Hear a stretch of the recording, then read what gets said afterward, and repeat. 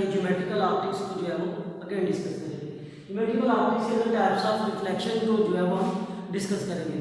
याद रहे स्टूडेंट, इससे पहले जो हमने फर्स्ट आर्टिकल पढ़ा था इसी चैप्टर का, उसके अंदर हमने रिफ्लेक्शन ऑफ लाइट को डिस्कस किया था, उसके लास्ट को डिस्कस किया। आज हम टाइप्स ऑफ रिफ्लेक्शन को देख लेते हैं कि टाइप्स ऑफ रिफ्लेक्शन क्या है।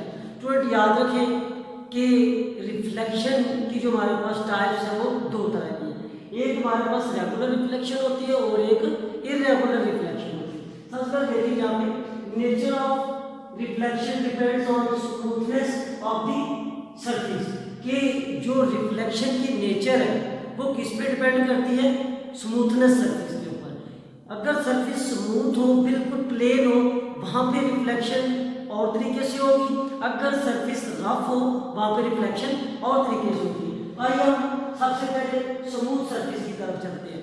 तो स्मूथ सरफेस से जो वो रिफ्लेक्शन बिल्कुल एक सीक्वेंस में होती है। जिस तरह सिल्वर की सरफेस ले लें आप, वहां पे जो लाइट रेज फॉल करती है वो एक सीक्वेंस में जो है वो रिफ्लेक्ट हो रही है। तो यहाँ पर स्टूडेंट देखिए मैंने कुछ इंसिडेंट रेज जो है वो यहाँ पे इस प्लेन सरफेस के ऊपर जो है फॉल की है।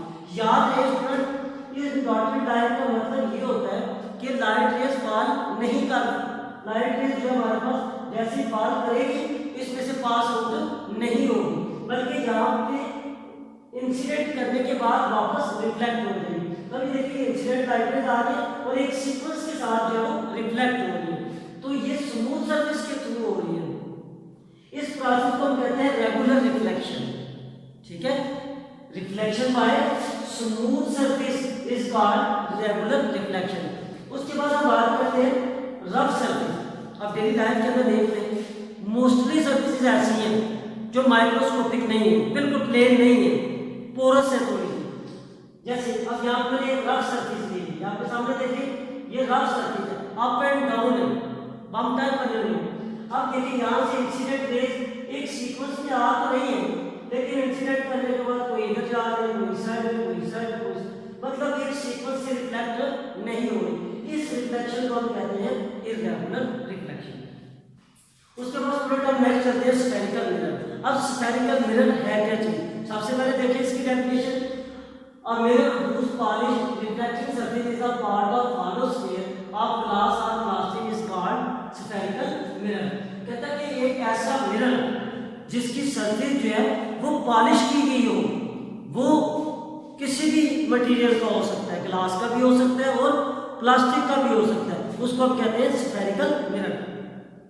स्टूडेंट जिस तरह हमारे पास एक बॉल होती है, टेनिस बॉल ले लें, या एक ग्लास ले लें जो बिल्कुल सर्कल शेप का हो, तो अगर उसको आप दरमियान में से कट कर दें तो वो अंदर से क्या होती है, खाली होती है, उसको हम कहते हैं हालो। तो ये हालो स्फीयर का एक पार्ट होना चाहिए, वहां पे ये क्या है। अब सबसे पहले देखिए मेरे पास एक हालो स्फीयर है, बॉल टाइप का अंदर से खाली है, ठीक हो गया। अब मैंने इसके इतना पॉइंट ले लिया, यहाँ से लेके यहाँ तक। अब हालो स्फीयर की बात हो रही है कि जो सरफेस रिफ्लेक्टिंग हो उसको हम क्या कहते हैं, स्फेरिकल मिरर। अब आगे फर्दर हम उसकी टाइप्स को भी डिस्कस करते हैं। सबसे पहले देखिए स्टूडेंट, अगर आप प्लास्टिक की बॉल को दरमियान में से काट दें, उसके कितने पीस हो जाएंगे, दो। अब मैं एक पीस ये बना दिया, दूसरा ये मैं सपोज कर दिया, ठीक होगा, यहाँ से।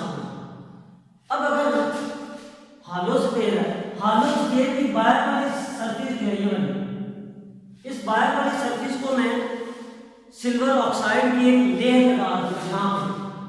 जब सिल्वर ऑक्साइड की लेयर लग जाएगी उसके ऊपर रेड ऑक्साइड की जो है लेयर लगा दूंगा। उसकी वजह क्या है कि ये हमारे पास जो है नॉन रिफ्लेक्टिंग सरफेस बन जाएगी, ठीक हो गया। तो इससे सरफेस रिफ्लेक्टिंग नहीं होगी, हाँ, लेकिन जो अंदर वाली कर्व सरफेस होगी वो रिफ्लेक्टिंग ही रहेगी। तो इसी तरीके से दूसरी सरफेस हमारे पास जो कन्वेक्स मिरर में बना रहा हूं, उसके अंदर वाली सरफेस जो है वो आप सिल्वर की कोटिंग कर दें, उसके ऊपर रेड ऑक्साइड की कोटिंग कर दें, तो वो हमारे पास जो है कन्वेक्स मिरर बन जाता है। अब स्टूडेंट देखिए कि जो हमारे पास स्फेरिकल मिरर की जो बेसिकली टाइप्स हैं वो दो हैं, एक कन्वेक्स मिरर है, दूसरा कनकेव मिरर। दोनों के डिफरेंट प्रॉपर्टीज पर आइए सबसे पहले कनकेव मिरर के कुछ फीचर्स को, कुछ पार्ट्स को जो हम डिस्कस कर लेते हैं। अब सबसे पहले देखिए मैंने बात की थी स्फेरिकल मिरर जो है वो एक हॉलो स्फीयर का है, अब ये मैंने सर्कल ड्रॉ किया, ये हालोस प्लेन है और ये इसका कौन सा पॉइंट है सर्कल का, सेंटर ऑफ कर्वेचर। इसको हम यहाँ पे क्या कहेंगे, सेंटर ऑफ कर्वेचर, क्योंकि ये इस पूरी कर्व का क्या है, सेंटर है। फिर इस सेंटर से लेके यहाँ तक का डिस्टेंस मीन कि उसके मिड पॉइंट से लेके आउटर सरफेस तक का जो डिस्टेंस होता है उसको हम क्या कहते हैं, रेडियस ऑफ कर्वेचर, कि ये इस कर्व का क्या है हमारे पास, रेडियस। ठीक होगा स्टूडेंट। और इस जो मैंने अब सरफेस पॉलिश कर दी है, यहाँ से लेके यहाँ तक सरफेस मैंने क्या किया, पॉलिश कर दी। इसकी आउटर कर्व सरफेस को मैंने क्या किया, पॉलिश कर दिया। मीन कि उसको हमने ऑक्साइड लेयर दी है, ठीक है, सिल्वर की, उसके ऊपर रेड ऑक्साइड की पेंटिंग कर दी ताकि लाइट रेज बाहर ना जा सके। अब अंदर वाली सरफेस जो हमारे पास रिफ्लेक्टिव बन गई है, बाहर वाली सरफेस जो है वो नॉन रिफ्लेक्टिव बन गई है। अब स्टूडेंट देखें, और ये जो हॉरिजॉन्टल लाइन ड्रॉ की हुई है, हॉरिजॉन्टल लाइन, इसको हम कहते हैं प्रिंसिपल एक्सिस। हॉरिजॉन्टल लाइन को क्या कहते हैं, प्रिंसिपल एक्सिस। ठीक होगा स्टूडेंट यहाँ तक। अब ये हमारे पास एक मिरर बन गया है, देखिए यहाँ से लेके यहाँ तक एक मिरर बन गया। अब मिरर के सेंटर पॉइंट, याद है स्टूडेंट, इस मिरर का मैं नाम दे देता हूँ पॉइंट ए, पॉइंट बी। ये मिरर है, सिर्फ इतना पार्ट इस साइड का। ठीक होगा स्टूडेंट। अब ए से लेके बी तक एक मिरर का एक पार्ट बन गया है। इस मिरर के सेंटर को हम कहेंगे पोल, जबकि हालो स्फीयर के सेंटर को क्या कहेंगे, सेंटर ऑफ कर्वेचर। अच्छा, अब क्योंकि मैंने इसकी आउटर कर्व सरफेस जो है वो रेड ऑक्साइड की पेंटिंग कर दी है, तो ये हमारे पास इनर कर्व सरफेस जो है उसकी रिफ्लेक्टिव बन गई है। इस तरह के मिरर को हम क्या कहते हैं, कनकेव मिरर। तो स्टूडेंट याद रहे, कनकेव मिरर की इनर कर्व सरफेस जो होती है वो रिफ्लेक्टिव होती है और बाहर वाली जो सरफेस होती है वो नॉन रिफ्लेक्टिव होती है। आइए हम सेकंड टाइप की तरफ चलते हैं, कन्वेक्स मिरर। तो स्टूडेंट कन्वेक्स मिरर की इनर सरफेस नॉन रिफ्लेक्टिव।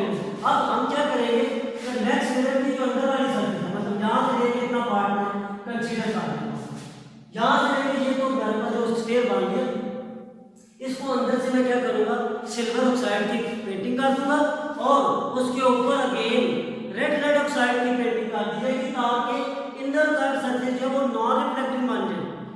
ठीक है, बाहर वाली कर्व सरफेस जो आ रही है वो रिफ्लेक्टिव ही रहेगी। अब देखिए कनकेव और कन्वेक्स दोनों में डिफरेंट है।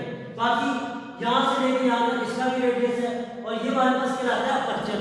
देखिए ये एक पॉइंट से लेके बिल्कुल डाउनवर्ड, ये क्या कहलाता है, अपर्चर। अपर्चर कहते हैं कि जितना आपके पास मिरर है उसके दोनों कॉर्नर का जो पॉइंट होता है यहाँ से लेके यहाँ तक का जो डिस्टेंस होता है उसको कहते हैं अपर्चर। ठीक होगा, दोनों कॉर्नर को हम क्या कहते हैं, अपर्चर। अब दोनों में फर्क क्या है स्टूडेंट, दोनों में फर्क क्या है? फर्क ये है कनकेव मिरर की outer curve surface non reflective होती है और कन्वेक्स मिरर की आउटर कर्व सरफेस जो है वो रिफ्लेक्टिंग होती है। उलट हो गया ना। इसी तरह अगेन कनकेव मिरर की इनर कर्व सरफेस जो है वो रिफ्लेक्टिंग है और इसकी आउटर है। ठीक है, दोनों में जो है वो फर्क है। बाकी हम स्टूडेंट इनके principal axis, radius of curvature, aperture, pole वगैरह जो है इनको नेक्स्ट लेक्चर में जो है वो डिस्कस करेंगे।